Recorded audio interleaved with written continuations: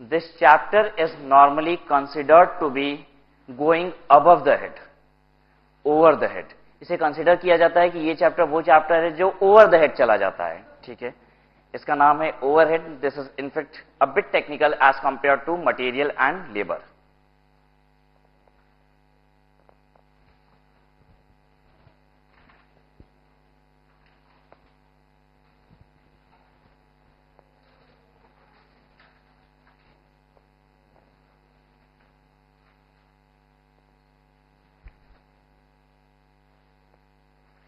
क्या होता है overhead? Sum total of indirect material, indirect labour and indirect expenses is known as overhead.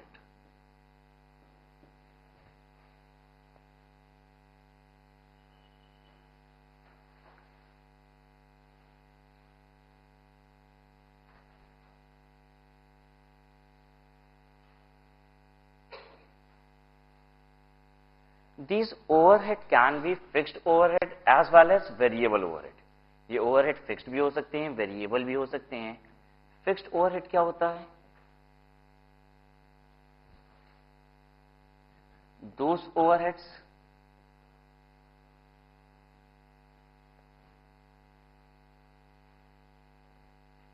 which are not related to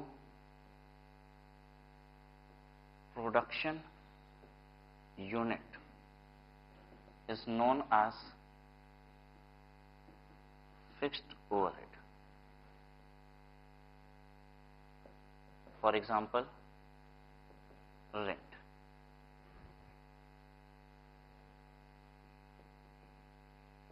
Variable overhead,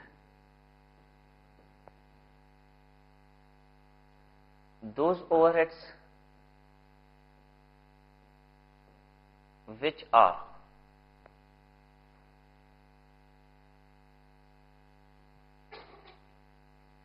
linked with production unit. Those overheads which are linked with production unit or production time is known as variable overhead.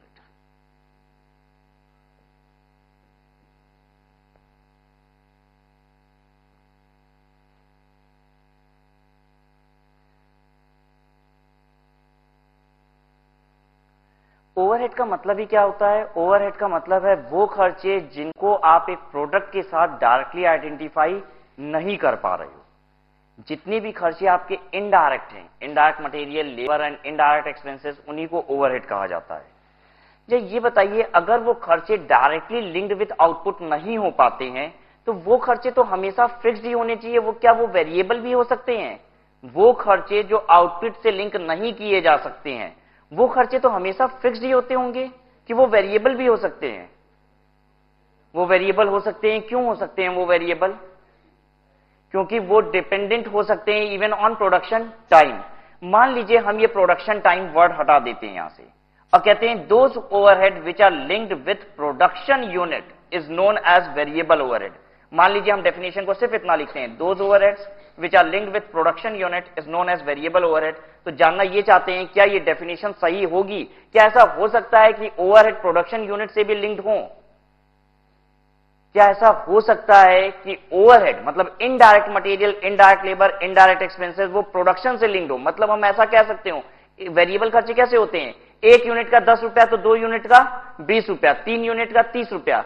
क्या ऐसा हो सकता है? कोई indirect material, labour और expenses सोच के देखो, क्या कुछ ऐसा हो सकता है जिसको हम कह सकते हैं 1 यूनिट का 10 तो 2 यूनिट का 20, 3 यूनिट का 30? या सोचिए, क्या ऐसा कोई खर्चा हो सकता है?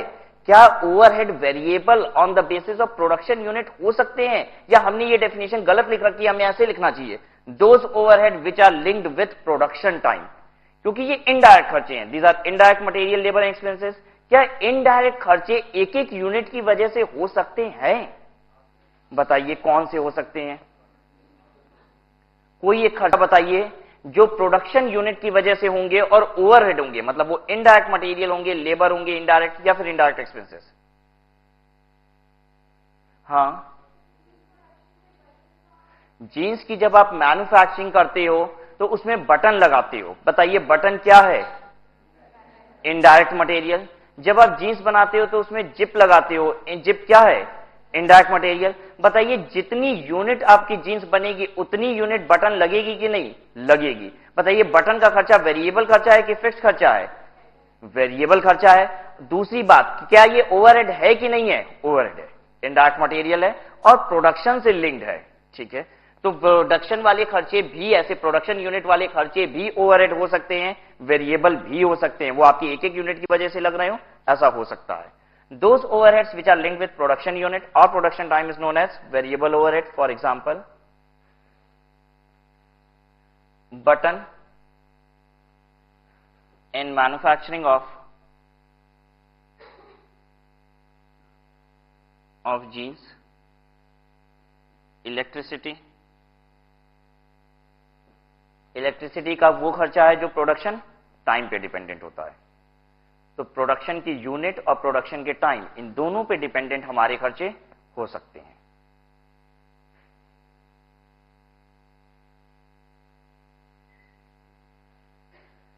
कॉस्ट निकालने के लिए, अगर हमें कॉस्ट निकालना हो तो हमें क्या क्या जोड़ना पड़ता है? हमें कॉस्ट निकालने के लिए जोड़ना पड़ता है मटेरियल, लेबर। जब हम बोलते हैं मटेरियल, लेबर और साथ में बोलते हैं ओवरहेड, तो मटेरियल का मतलब सिर्फ डायरेक्ट मटेरियल है, लेबर से मतलब सिर्फ डायरेक्ट लेबर से है, और ओवरहेड का मतलब indirect material, labour and expenses. In fact direct expenses तो नॉर्मली होते ही नहीं है, तो मटेरियल बोला, लेबर बोला और indirect material, labour and expenses को यहां पे बोल दिया। मटेरियल, अगर ये डायरेक्ट मटेरियल है तो एक यूनिट की वजह से कितना है, ये बात आपको पता होती है कि नहीं? होती है, क्योंकि डायरेक्ट मटेरियल उसी मटेरियल को कहा जाता है जो डायरेक्टली ट्रेसेबल होते हैं। ठीक है, आप बता सकते हो कि ये मटेरियल इस पर्टिकुलर यूनिट की वजह से है। क्या प्रोडक्शन वाले लेबर के खर्चे हमें एक यूनिट ऑफ प्रोडक्शन के डिपेंडेंट मालूम हो सकते हैं कि नहीं? बिल्कुल मालूम होते हैं। मटेरियल हमें पता है, लेबर हमें पता है, जो हम प्रोडक्शन कर रहे हैं ये डायरेक्टली लिंक्ड खर्चे हैं, प्रोडक्शन से लिंक्ड खर्चे हैं। हम एक यूनिट की वजह से मटेरियल कितना लगता है, लेबर कितना लगता है, ये बता सकते हैं।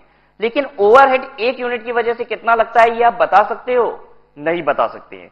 अगर हम ओवरहेड एक यूनिट का नहीं बता सकते हैं तो भी कोई बहुत बड़ी समस्या नहीं है। अगर मेरी कंपनी सिर्फ एक ही प्रोडक्ट बनाती है, तो कोई बड़ी समस्या है ही नहीं कि मेरे एक यूनिट का खर्चा कितना है। वो इसलिए क्योंकि मेरी फैक्ट्री में जितने भी और खर्चे लगते हैं मटेरियल, लेबर के अलावा, इन सब की जोड़ लगा लेंगे और कितनी यूनिट हम साल भर में बनाते हैं उससे डिवाइड कर देंगे और हमें एक यूनिट का खर्चा पता चल जाएगा। समस्या तो वहां है जब हम एक यूनिट से मतलब एक आइटम से अधिक आइटम बनाते हैं। अगर मान लीजिए हम जीन्स भी बनाते हैं और साथ में टी शर्ट भी बनाते हैं, और अगर 5 रुपए की चाय हमने 10 लेबर को पिला दी है, तो इसके खर्चे को जीन्स पे कितना डाला जाए और टी शर्ट पे कितना डाला जाए, ये समस्या क्रिएट करता है। ओवरहेड इनडायरेक्ट खर्चे हैं। ओवरहेड वो खर्चा है जो मेरे प्रोडक्शन से लिंक नहीं है, तो भी हम कहते हैं कौन सी बड़ी समस्या है। अगर हमारी फैक्ट्री में सिर्फ जीन्स बनता है तो जितने भी खर्चे हैं उन सभी खर्चों को जोड़ दीजिए और डिवाइडेड बाय जीन्स की यूनिट से डिवाइड कर दीजिए, तो क्या आपको एक जीन्स का खर्चा पता नहीं चल जाएगा? बिल्कुल पता चल जाएगा। ठीक है, अगर हमारे कंपनी में सिर्फ एक ही प्रोडक्ट बनता है तो मेरे इनडायरेक्ट खर्चों की भी कोई समस्या वाली बात नहीं है। हम सारे इनडायरेक्ट खर्चों की जोड़ लगा देंगे और जितनी यूनिट हमने बनाई उससे डिवाइड करके एक यूनिट का खर्चा निकाल देंगे। लेकिन अगर मेरी फैक्ट्री में 5-6 प्रोडक्ट बनते हैं, मेरी फैक्ट्री में शूज भी बनता है, मेरी फैक्ट्री में टी शर्ट भी बनते हैं, जीन्स भी बनता है, और किराया हम देते हैं फैक्ट्री का 5 लाख रुपए साल का, बताइए कितना किराया हम कहें शूज की वजह से, कितना टी शर्ट की वजह से और कितना जीन्स की वजह से है? समस्या यहां पे है। ठीक है ये बात।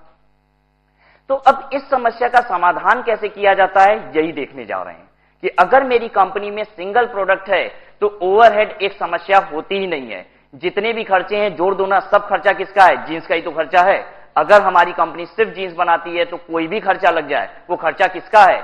जीन्स का खर्चा है। सारे खर्चे को उठा के जींस पे डाल देंगे, कोई समस्या नहीं। लेकिन अगर मेरी फैक्ट्री में एक से अधिक प्रोडक्ट बनते हैं, तब समझना होता है कि ये खर्चा किसकी वजह से है, और ऐसे में हमें खर्चे को प्रोडक्ट पे उठा के लाना पड़ता है।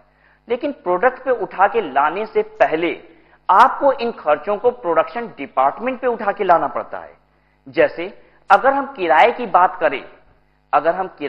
करें, तो किराया सिर्फ प्रोडक्शन डिपार्टमेंट का ही थोड़ी ना है, किराया तो पूरी पूरी कंपनी का है। देखिए हम क्या कहना चाहते हैं, ये है प्रोडक्शन डिपार्टमेंट 1, जहां पे जीन्स बनती है, और ये है प्रोडक्शन डिपार्टमेंट 2 जहां पे टी शर्ट बनती है। लेकिन क्या मेरी कंपनी में सिर्फ ये प्रोडक्शन डिपार्टमेंट 1 और 2 ही है? क्या मेरी कंपनी में कोई ऑफिस नहीं है? ऑफिस भी तो है, मेरे कंपनी में ऑफिस भी है। मेरे कंपनी में इन दोनों के रॉ मटेरियल को रखने के लिए वेयर हाउस होगा कि नहीं होगा? होगा। कोई रिपेयर एंड मेंटेनेंस का डिपार्टमेंट होगा, जहां पे कोई खराबी होती है तो बनता होगा सारी चीजें, वो सब कुछ भी होगा।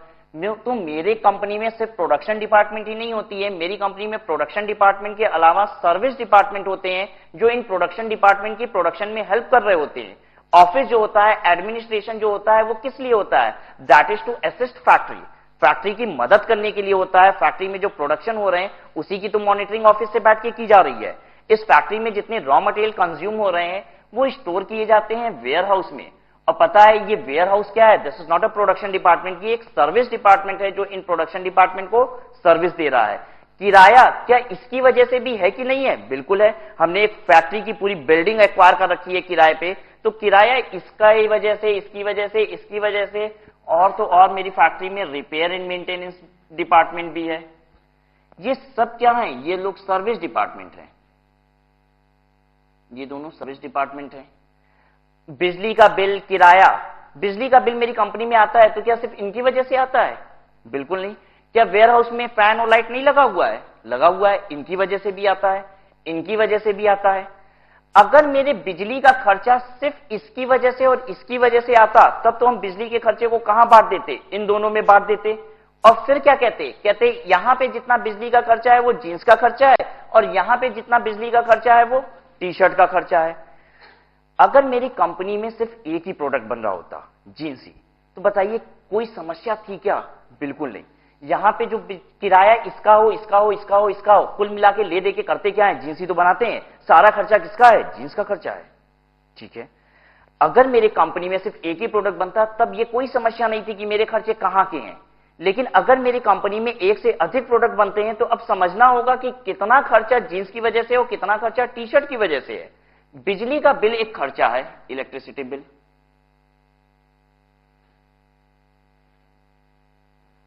अब जो मेरी कंपनी का इलेक्ट्रिसिटी बिल आता है वो पूरी कंपनी का आता है। एक कंपनी का मीटर लगा हुआ है, उसके बेसिस पे बिल आता है।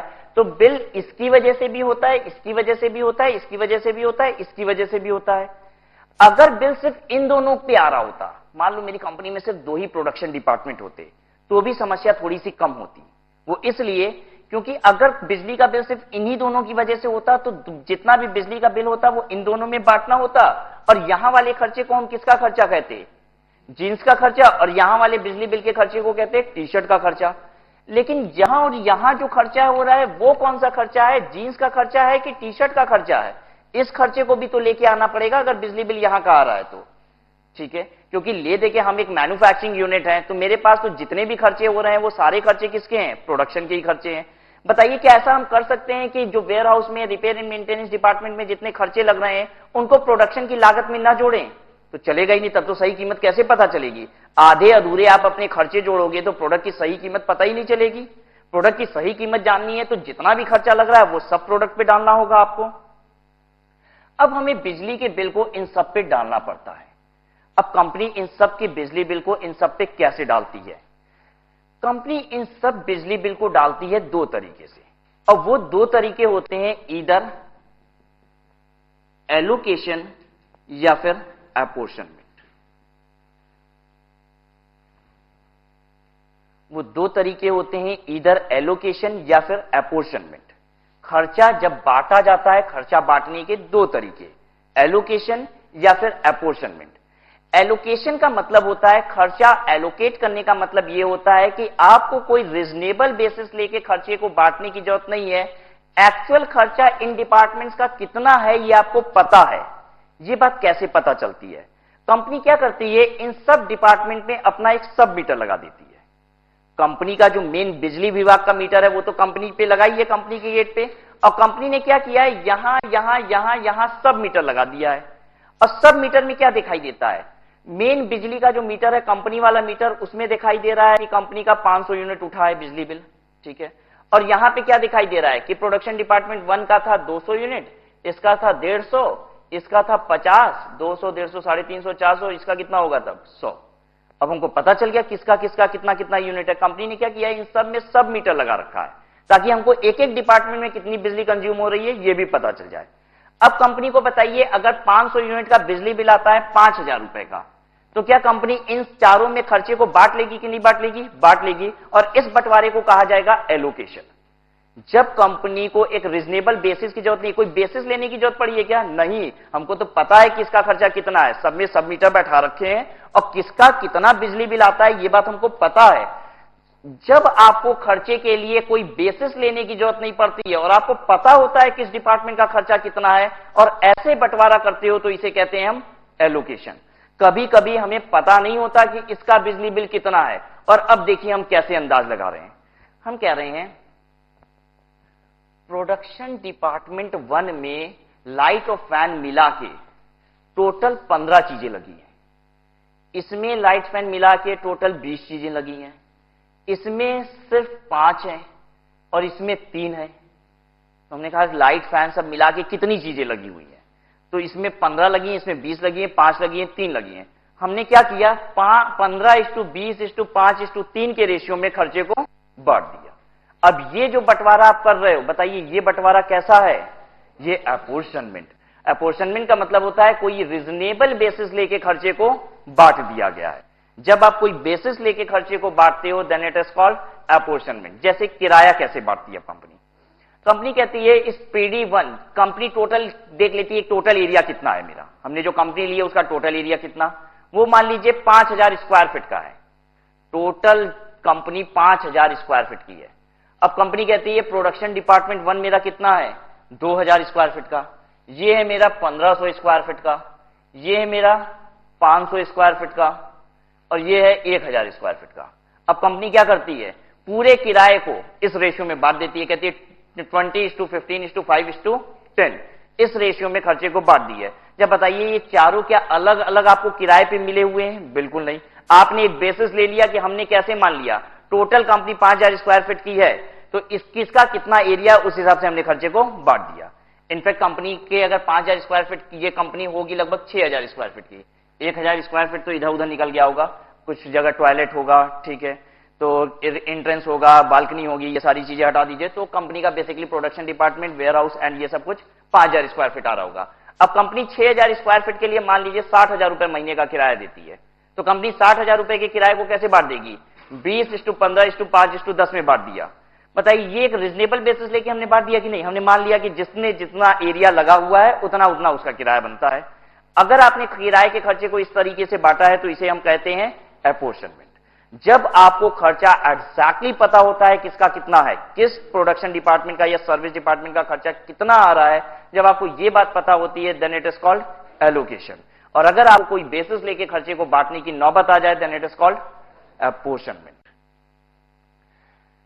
तो देखिए कंपनी ने क्या किया, अपॉर्शनमेंट करती है या कंपनी एलोकेशन करती है इलेक्ट्रिसिटी बिल की। अब अपॉर्शनमेंट या एलोकेशन कराते हैं।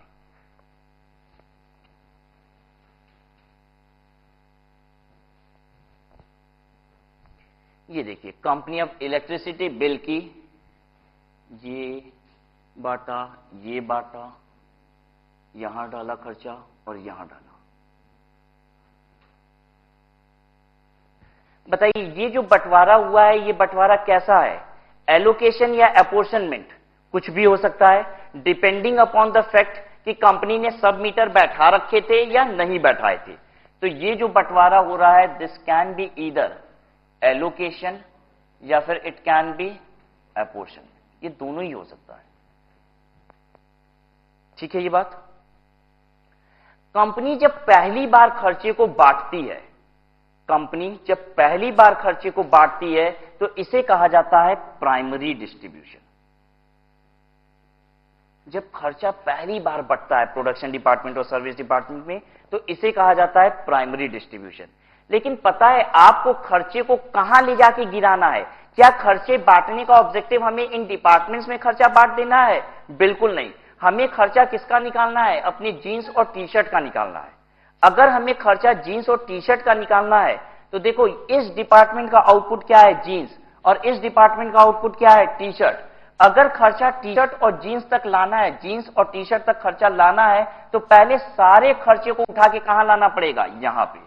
पहले सारा खर्चा यहां आएगा तब जाके खर्चा प्रोडक्ट पे आएगा। और अभी तो खर्चे क्या हुए हैं? यहां, यहां, यहां और यहां है। हमें इन सब खर्चों को उठा के यहां पे लाना है। ठीक है, अब हम क्या करते हैं? ये जो पहली बार खर्चा बटा ये प्राइमरी डिस्ट्रीब्यूशन, हमें खर्चे को फिर से दोबारा बांटना पड़ता है जिसे कहा जाता है सेकेंडरी डिस्ट्रीब्यूशन।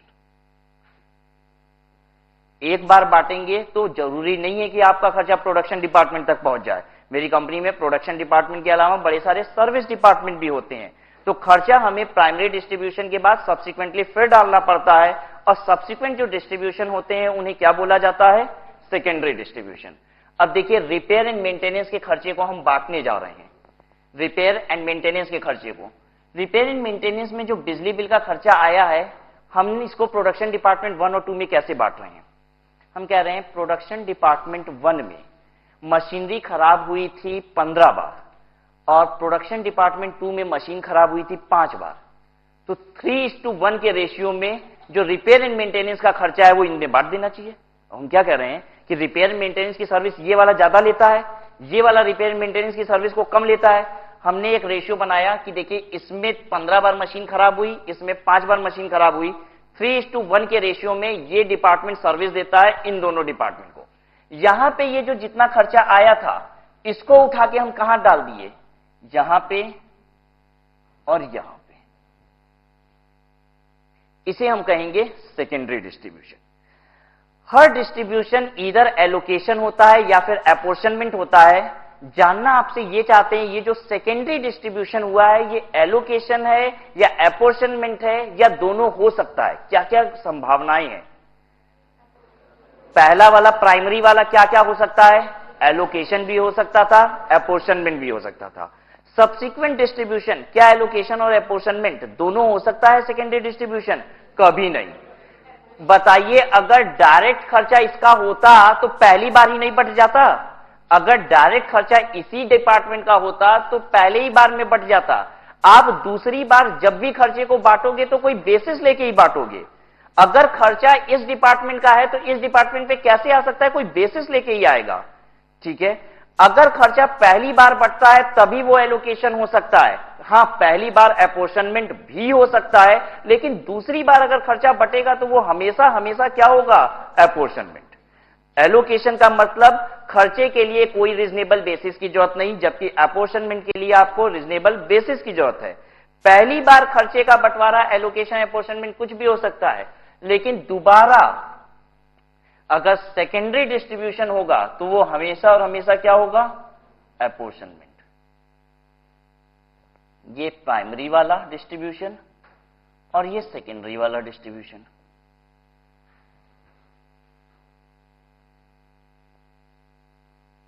ठीक है, इसके बाद देखिए वेयर हाउस में भी तो एक खर्चा है, इसको भी तो उठा के डालना है।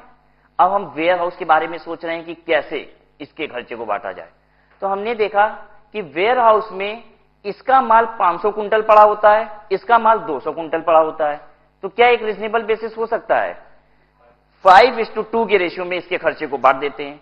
लेकिन यह भी हो सकता है कि इसका 500 कुंटल माल पड़ा होता है, इसका 200 कुंटल माल पड़ा होता है और रिपेयर एंड मेंटेनेंस में भी 100 कुंटल माल इसका भी वेयर हाउस में पड़ा होता है। बहुत सारी चीजें रिपेयर एंड मेंटेनेंस के लिए भी तो चाहिए होती हैं, ऑयल, ग्रीस, दिस दैट। और ये रिपेयर एंड मेंटेनेंस वाला भी जितना माल आता है वो भी कहां रखा होता है? इसी वेयर हाउस में रखा होता है। तो पता है वेयर हाउस सर्विस सिर्फ इन दोनों डिपार्टमेंट को नहीं दे रही है, वेयर हाउस तो सर्विस किसको दे रही है? इन दोनों के साथ साथ इसको भी दे रही है। तो हमने कहा या इसका माल 500 कुंटल, इसका 200 कुंटल और इसका 100 कुंटल माल वेयर हाउस में पड़ा है, तो 5, 2 और 1 के रेशियो में हमें क्या करना चाहिए, वेयर हाउस के खर्चे को बांट देना चाहिए। ठीक है, हमने ये जो वेयर हाउस वाला खर्चा है इसको बांटा, यहां, यहां और यहां। ठीक है, ये डिस्ट्रीब्यूशन कौन सा डिस्ट्रीब्यूशन है, सेकेंडरी डिस्ट्रीब्यूशन। ये प्राइमरी डिस्ट्रीब्यूशन तो जो पहली बार खर्चा बढ़ता है उसे कहते हैं प्राइमरी डिस्ट्रीब्यूशन। अब पहली बार के बाद अगर 50 बार भी बटेगा तो उसको हम क्या कहेंगे, सेकेंडरी डिस्ट्रीब्यूशन। पहली बार जब खर्चा बटेगा प्राइमरी डिस्ट्रीब्यूशन, उसके बाद 1000 बार खर्चा बटेगा वो भी क्या है, सेकेंडरी डिस्ट्रीब्यूशन। क्योंकि सिर्फ दूसरे बार में भी खर्चा बढ़ जाए ये भी जरूरी नहीं है। अब जा देखिए, दूसरी बार जब हम इस खर्चे को तो बांटे, दूसरी बार में तो खटाखट दोनों जगह चला गया, काम खत्म हो गया। लेकिन इस खर्चे को जब हम बांट रहे हैं तो ये यहां भी जा रहा है, यहां भी जा रहा है और यहां भी जा रहा है। अब ऐसे केस में क्या होगा, फिर से इस खर्चे को उठा के हमें क्या करना पड़ेगा, डालना पड़ेगा इसमें और इसमें, क्योंकि इसने 15 बार इसकी रिपेयर की थी, 5 बार इसकी रिपेयर की थी, तो 3:1 के रेशियो में इस खर्चे को हम वापस फिर बांटेंगे। अब हम इस वाले खर्चे को पकड़ लेते हैं और इस वाले खर्चे को पकड़ के हम क्या करेंगे, इसको उठा के यहां लाएंगे और इसको उठा के यहां लाएंगे। ठीक है, ये जो तीसरी बार आपने खर्चा बांटा है, ये खर्चा बांटने को क्या कहेंगे, दिस इज सेकेंडरी डिस्ट्रीब्यूशन। जानना आपसे ये चाहते हैं कि ये एलोकेशन होता है, अपोर्शनमेंट होता है, या दोनों हो सकता है, अपोर्शनमेंट ही होगा। दोबारा कभी भी आप खर्चा बांट रहे हो तो बिना रीजनेबल बेसिस के तो बांट ही नहीं सकते। अगर बिना रीजनेबल बेसिस के बट रहा होता तो पहली बार ही बट गया होता। ठीक है, बाद में बांटने का मतलब है कोई बेसिस लेके ही बांटेंगे। This shell always be apportionment. Since secondary distribution जब आप कर रहे हो तो ये डिस्ट्रीब्यूशन मल्टीपल टाइम्स हो सकती है, ये डिस्ट्रीब्यूशन मल्टीपल टाइम्स हो सकती हैं। जो हम पहली बार डिस्ट्रीब्यूट कर रहे हैं उसे प्राइमरी डिस्ट्रीब्यूशन कहेंगे, और प्राइमरी डिस्ट्रीब्यूशन के बाद जितनी भी डिस्ट्रीब्यूशन होती है और subsequent distribution after primary distribution is secondary distribution. ठीक है, डिस्ट्रीब्यूशन जो हम कर रहे होते हैं वो ईदर डायरेक्ट डिस्ट्रीब्यूशन होता है या फिर indirect distribution. Direct distribution, indirect distribution.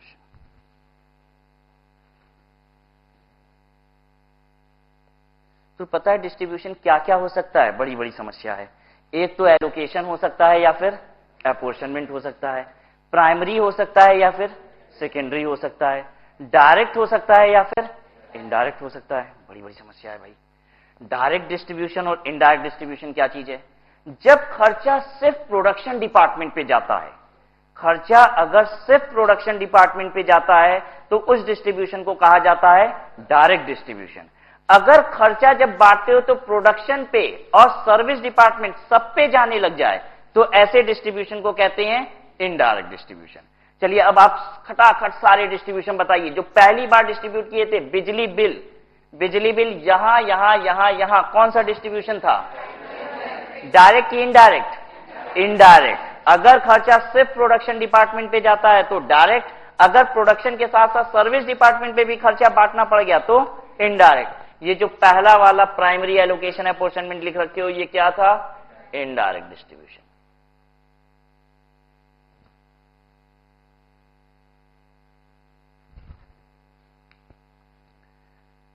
अब हम लोग सोचने जा रहे हैं कि विकल्प क्या क्या हो सकते हैं, क्योंकि डिस्ट्रीब्यूशन अगर हो रहा है तो हमको 3 चीज आइडेंटिफाई करनी पड़ेगी। पहला, प्राइमरी है कि सेकेंडरी है, दूसरा एलोकेशन है या अपोर्शनमेंट है, डायरेक्ट है या फिर इनडायरेक्ट डिस्ट्रीब्यूशन है। डिस्ट्रीब्यूशन करना पड़ेगा ये बात जरूरी है कि नहीं है, डिस्ट्रीब्यूशन करना पड़ेगा ये बात जरूरी है। कब डिस्ट्रीब्यूशन की जरूरत नहीं है, एक ही प्रोडक्ट बनाती है कंपनी, मेरी एक ही प्रोडक्ट बनाती है तो कैसा बंटवारा, किसका खर्चा, कौन सा खर्चा करने की क्या जरूरत है, सारे खर्चे की जोड़ लगाओ, सारा खर्चा किसका, जींस का खर्चा। ठीक है, बंटवारे की नौबत कब आएगी, जब मेरी कंपनी में एक से अधिक प्रोडक्ट बनते हैं। अगर मेरे कंपनी में एक से अधिक प्रोडक्ट बनते हैं तो हमें खर्चे को प्रोडक्ट पे लाना है, और प्रोडक्ट पे लाने के लिए हमें क्या करना पड़ेगा, पहले प्रोडक्शन डिपार्टमेंट पे खर्चे को लाना पड़ेगा। अब प्रोडक्शन डिपार्टमेंट पे खर्चा जब हम लाते हैं तो जरूरी नहीं है कि सीधे सीधे प्रोडक्शन डिपार्टमेंट पे आए, वो खर्चा कभी कभी क्या होता है, सर्विस डिपार्टमेंट पे भी चला जाता है। पहला डिस्ट्रीब्यूशन जब हम कर रहे होंगे तो हम सोचने जा रहे हैं कि ये प्राइमरी है कि सेकेंडरी है, तो पहला डिस्ट्रीब्यूशन तो हमेशा हमेशा क्या हो सकता है? प्राइमरी। वो एलोकेशन या एपोर्शनमेंट दोनों हो सकता है रीजनेबल बेसिस लेके बांट रहे हैं तो एपोर्शनमेंट, रीजनेबल बेसिस बिना लिए बांट रहे हैं तो एलोकेशन, क्योंकि अगर सब मीटर बैठा रखे हैं तो एलोकेशन कर रहे होंगे और सब मीटर नहीं बैठा रखे हैं तो एपोर्शनमेंट कर रहे होंगे। पहला डिस्ट्रीब्यूशन इनडायरेक्ट और डायरेक्ट दोनों हो सकता है या हमेशा हमेशा इनडायरेक्ट ही होगा? जस्ट सोच के देखिए, क्या खर्चा डायरेक्ट इनडायरेक्ट दोनों हो सकता है या पहला डिस्ट्रीब्यूशन भी हो सकता है सिर्फ डायरेक्ट हो? डिपेंड करता है। पहला डिस्ट्रीब्यूशन डायरेक्ट भी हो सकता है, ठीक है, पहला डिस्ट्रीब्यूशन डायरेक्ट भी हो सकता है। यहां पे हमने बिजली बिल बताई और चारों में बांटा, क्या ऐसा कोई खर्चा नहीं हो सकता है जो सिर्फ प्रोडक्शन डिपार्टमेंट की वजह से होता होगा, सर्विस डिपार्टमेंट की वजह से होता ही नहीं होगा? होता है ऐसा खर्चा। पावर की बिल देखिए, कभी कभी कंपनी दो दो लाइन लेती है, एक लेती है पावर लाइन और एक लेती है normal electric line. Normal electric line से उनके फैन चलते हैं, लाइट चलती है, और पावर लाइन लेती हैं जिनसे उनकी हैवी मशीनरीज चलती हैं। बताइए हैवी मशीनरीज तो कहां लगी होंगी? हो सकता है प्रोडक्शन डिपार्टमेंट 1 और 2 में लगी हो, जहां पे कोई हैवी मशीनरी नहीं है। तो पावर बिल का खर्चा सिर्फ किसका है? सिर्फ इन दो प्रोडक्शन डिपार्टमेंट का है। और ऐसे में जब हम पावर बिल के खर्चे को पहली बार बांटेंगे, प्राइमरी डिस्ट्रीब्यूशन है, एलोकेशन या एपोर्शनमेंट दोनों हो सकता है? रुको रुको रुको, यहां बना रहे हैं। पावर बिल,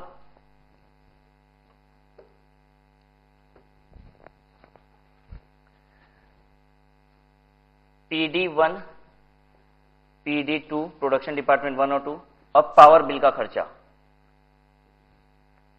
पावर बिल का खर्चा प्रोडक्शन डिपार्टमेंट 1 और 2 सिर्फ इन्हीं की वजह से, क्योंकि मशीनरी सिर्फ इन्हीं में चलती है, और पावर बिल हम बस इन्हीं की वजह से पे करते हैं। हम इस खर्चे को लीजिए, बांट दिए, यहां आया और खर्चा यहां आया, ठीक है, बस यही दोनों जगह खर्चा जा रहा है। ऑल्दो मेरे पास और भी है डिपार्टमेंट, ऐसा नहीं है, मेरे पास है वेयर हाउस भी है, लेकिन पावर बिल यहां नहीं आता है, तो नहीं बांटने की जरूरत पड़ी हमको पावर बिल यहां पे। आपको बताना है कि ये डिस्ट्रीब्यूशन प्राइमरी या सेकेंडरी में से क्या है? प्राइमरी, पहली बार खर्चा बटा है प्राइमरी, ठीक है। ये खर्चा एलोकेशन होगा या एपोर्शनमेंट होगा? डिपेंड करता है। आप पूछोगे हमसे, सर बताइए सब मीटर लगाए हैं कि नहीं लगाए हैं? सब मीटर लगा रखे हैं तो एलोकेशन, और सब मीटर नहीं लगाए हैं तो एपोर्शनमेंट। यानी आपका कहना है सर दोनों स्कोप है, एलोकेशन भी हो सकता है और ये एपोर्शनमेंट भी हो सकता है। नेक्स्ट बात जो आपसे पूछनी है, बताइए ये डिस्ट्रीब्यूशन डायरेक्ट है या इनडायरेक्ट है? डायरेक्ट है। The expense has been distributed only to the production department, ये डायरेक्ट डिस्ट्रीब्यूशन है। तो इसका मतलब क्या है? पहला वाला डिस्ट्रीब्यूशन तो प्राइमरी ही होगा, एलोकेशन या एपोर्शनमेंट में से कुछ भी हो सकता है, और डायरेक्ट के साथ साथ इनडायरेक्ट भी हो सकता है। डायरेक्ट और इनडायरेक्ट दोनों का स्कोप है, एलोकेशन एपोर्शनमेंट दोनों का स्कोप है, और पहला वाला प्राइमरी होता है। क्लियर है ये बात आपको? उसके बाद वापस से आइए, हमने पहला वाला डिस्ट्रीब्यूशन कर दिया चारों पे। बिजली बिल को पहली बार बांटा, इस पे इस पे इस पे इस पे। जब पहली बार बांटा तो प्राइमरी डिस्ट्रीब्यूशन, एलोकेशन या एपोर्शनमेंट डिपेंडिंग अपॉन सबमीटर है कि नहीं है, और ये जो डिस्ट्रीब्यूशन है ये इनडायरेक्ट डिस्ट्रीब्यूशन है, क्योंकि खर्चा सर्विस डिपार्टमेंट पे भी गया है। अब बताइए, रिपेयर एंड मेंटेनेंस का जो खर्चा था, रिपेयर एंड मेंटेनेंस के खर्चे को हम कहां कहां ले गए थे? याद करो, रिपेयर मेंटेनेंस सिर्फ इन दोनों को रिपेयर करता है, ठीक है। तो हम रिपेयर एंड मेंटेनेंस के खर्चे को उठा के यहां और यहां ले गए। सुनिए, ये डिस्ट्रीब्यूशन प्राइमरी की सेकेंडरी? सेकेंडरी, ये रहा सेकेंडरी। एपोर्शनमेंट की एलोकेशन, एपोर्शनमेंट सदा सदा के लिए, ये बात हमेशा के लिए परमानेंटली बैठा लीजिए कि सेकेंडरी डिस्ट्रीब्यूशन अगर होगा तो वो हमेशा हमेशा क्या होगा? एपोर्शनमेंट। वो एपोर्शनमेंट ही हो सकता है, जब दोबारा डिस्ट्रीब्यूशन होगा तो वो कभी भी एलोकेशन नहीं हो सकता। अब बात ये आती है कि डायरेक्ट डिस्ट्रीब्यूशन की इनडायरेक्ट डिस्ट्रीब्यूशन। डायरेक्ट डिस्ट्रीब्यूशन क्योंकि खर्चा सिर्फ और सिर्फ किस पे गया है? प्रोडक्शन डिपार्टमेंट पे। ये जो दूसरा वाला मेरा डिस्ट्रीब्यूशन था वो डायरेक्ट डिस्ट्रीब्यूशन था। लेकिन सेकेंडरी डिस्ट्रीब्यूशन दो जगह से हुई है, एक तो हुई है रिपेयर मेंटेनेंस से यहां और यहां, और वेयर हाउस से भी हुई है सेकेंडरी डिस्ट्रीब्यूशन। कहां कहां? यहां और यहां और यहां, ठीक है। अब जो वेयर हाउस से सेकेंडरी डिस्ट्रीब्यूशन हुई है वो डायरेक्ट है कि इनडायरेक्ट है? इनडायरेक्ट डिस्ट्रीब्यूशन है, ठीक है। और इनडायरेक्ट डिस्ट्रीब्यूशन हो जाता है तो देखिए फिर डिस्ट्रीब्यूशन करनी पड़ती है। अगर डिस्ट्रीब्यूशन डायरेक्ट होता है तो उसके बाद फर्दर डिस्ट्रीब्यूशन बंद हो जाती है। ध्यान दीजिएगा, जब भी डायरेक्ट डिस्ट्रीब्यूशन होता है तो फर्दर डिस्ट्रीब्यूशन बंद हो जाती है, मतलब डायरेक्ट डिस्ट्रीब्यूशन के बाद नेक्स्ट सेकेंडरी डिस्ट्रीब्यूशन नहीं आता। लेकिन अगर इनडायरेक्ट डिस्ट्रीब्यूशन होती है तो फिर सेकेंडरी डिस्ट्रीब्यूशन आ जाता है। जैसे ही इनडायरेक्ट डिस्ट्रीब्यूशन हुई, देखिए फिर से यहां के खर्चे को उठा के कहां डाले, यहां और यहां। इनडायरेक्ट डिस्ट्रीब्यूशन अगर होती है तो वो डिस्ट्रीब्यूशन फिर से करनी पड़ती है, इसलिए इनडायरेक्ट डिस्ट्रीब्यूशन का एक दूसरा नाम भी है रिपीटेड डिस्ट्रीब्यूशन।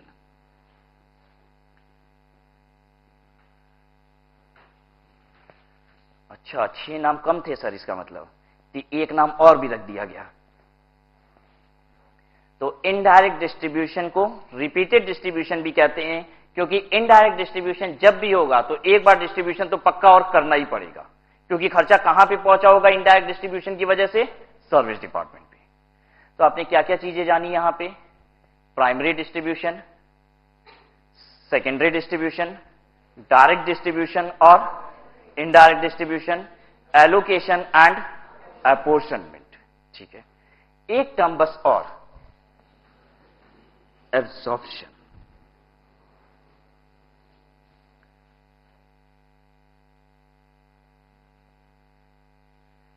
खर्चा जब एक खर्चे को डिपार्टमेंट्स पे डाला जाता है तो उसे कहा जाता है एलोकेशन और अपॉर्शनमेंट। ठीक है, जब एक खर्चे को ऊपर से डिपार्टमेंट पे डाला जाता है, प्रोडक्शन डिपार्टमेंट पे, जब खर्चे की बारिश हो रही होती है प्रोडक्शन डिपार्टमेंट पे और सर्विस डिपार्टमेंट पे, तो इसको क्या बोला जाता है, एलोकेशन या अपॉर्शनमेंट। ठीक है, उसकी छींटों को जब नीचे बैठा प्रोडक्ट ले रहा होता है तो उसे बोला जाता है एब्जॉर्प्शन। तो खर्चे को जब बांटते हैं प्रोडक्शन डिपार्टमेंट या सर्विस डिपार्टमेंट पे तो उसे क्या बोला जाता है, एलोकेशन या अपॉर्शनमेंट। नीचे बैठा प्रोडक्ट जब उसी खर्चों को ले रहा होता है तो उसे कहा जाता है एब्जॉर्प्शन। तो देखिए आपको क्या क्या चीजें सीखनी है। डिस्ट्रीब्यूशन, एक बार तो हम सभी खर्चों को उठा के कहां लाते हैं, यहां और यहां। जब खर्चे यहां और यहां आ जाते हैं तो इसके बाद खर्चों को कहां लाया जाता है, प्रोडक्ट पे। प्रोडक्ट पे लाने वाले प्रोसेस को कहा जाता है एब्जॉर्प्शन। ठीक है, पहले एलोकेशन या अपॉर्शनमेंट करके खर्चों को कहां तक पहुंचाया जाता है, एलोकेशन और अपॉर्शनमेंट तक करके खर्चों को प्रोडक्शन डिपार्टमेंट तक पहुंचाना ऑब्जेक्टिव है। लेकिन होता यह है कि खर्चे से प्रोडक्शन डिपार्टमेंट के तो होते नहीं है, तो बड़ी सारी चीजें करनी पड़ती हैं। जैसे कि क्या क्या करना पड़ जाता है हमको, primary distribution, secondary distribution, direct distribution, indirect distribution. ये सब क्यों करना पड़ रहा है, एलोकेशन अपॉर्शनमेंट करने के लिए, खर्चे को कहां तक पहुंचाने के लिए, प्रोडक्शन डिपार्टमेंट तक। खर्चे को प्रोडक्शन डिपार्टमेंट तक पहुंचाने के काम को कहा जाता है एलोकेशन अपॉर्शनमेंट। लेकिन एलोकेशन और अपॉर्शनमेंट करने के लिए आपको करना पड़ता है प्राइमरी डिस्ट्रीब्यूशन और सेकेंडरी डिस्ट्रीब्यूशन, डायरेक्ट डिस्ट्रीब्यूशन और इनडायरेक्ट डिस्ट्रीब्यूशन।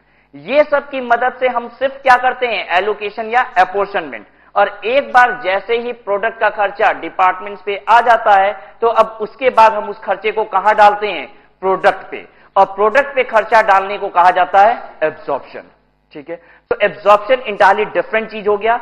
मतलब अगर जब तक हम सिर्फ इतनी बात जो हमने अभी तक डायग्राम बनाया है, पता है इसमें सिर्फ 6 चीजें कवर होती हैं। इस पूरे डायग्राम में अभी तक सिर्फ 6 चीजें कवर होती हैं। क्या क्या, प्राइमरी होगा, सेकेंडरी होगा, डायरेक्ट होगा, इनडायरेक्ट होगा, एलोकेशन होगा या फिर अपॉर्शनमेंट होगा। ठीक है, अब इतना जब हो जाता है तब नीचे बैठा प्रोडक्ट कहता है कि लाओ अब खर्चे मेरे ऊपर डाल दो।